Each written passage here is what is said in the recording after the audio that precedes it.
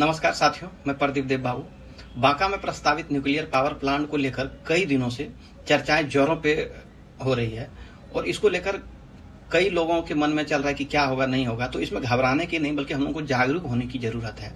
यह कहना बिल्कुल भी सही नहीं होगा कि पावर प्लांट लगेगा तो निश्चित रूप से नुकसान ही होगा। जहां भी न्यूक्लियर पावर प्लांट का निर्माण होता है तो वहां कई सुरक्षा मानकों और पर्यावरण का आकलन करने के बाद ही किया जाता है। लेकिन जब ऐसी बात है तो जनता को यह अधिकार भी है कि वो पारदर्शी हो रहा है कि नहीं हो रहा है, सुरक्षा का मामला को ध्यान में रख रहा है कि नहीं रख रहा है, पर्यावरण संरक्षण से जुड़े मुद्दों को वो उठा सके, इसके लिए वो स्वतंत्र है। एक न्यूज मैं पढ़ रहा था, मैं कटिंग भी लगा दूंगा, तो पता चला कि यूरोप की भयंकर गर्मी ने दुनिया को चेतावनी दे दिया है कि जलवायु परिवर्तन केवल मौसम का ही नहीं बल्कि ऊर्जा का भी, स्वास्थ्य का भी, पर्यावरण का भी संकट है। फ्रांस जैसे देशों में बढ़ते तापमान के कारण कुछ परमाणु रिएक्टर का संचालन अस्थायी रूप से प्रभावित हुआ है। इसका मतलब है कि कुछ न कुछ तो प्रॉब्लम है इससे, तो हम सभी को यह जानने और पूछने का भी अधिकार है। तो इसमें पहला पॉइंट यह है कि क्या इस प्लांट से हमारे खेत में पानी, हवा और आसपास का वातावरण पर कोई असर तो नहीं पड़ेगा?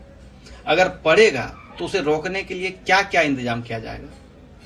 दूसरा पॉइंट है, अगर बहुत ज्यादा गर्मी पड़े या मौसम में बड़ा बदलाव आ जाए तो प्लांट पूरी तरह सुरक्षित रहेगा या नहीं, ऐसे स्थिति में हमें निपटने की क्या तैयारी होगी, ये कौन जानकारी देगा? तीसरा पॉइंट है कि क्या इस प्लांट की वजह से हमारे गांव की नदी, तालाब, नहर या भूजल पर क्या असर पड़ेगा? जो चापाकल है, बोरिंग है, उस पर क्या असर पड़ सकता है? या खेती में या पीने के पानी में कोई असर तो नहीं पड़ेगा? या कोई ऐसी समस्या तो नहीं आएगी? चौथा पॉइंट है, अगर कभी कोई दुर्घटना हो या आपातकाल आ जाए तो गांव वालों को सुरक्षा के लिए क्या योजनाएं हैं? लोगों को यहां से कहां जाना होगा? कौन सूचना देगा?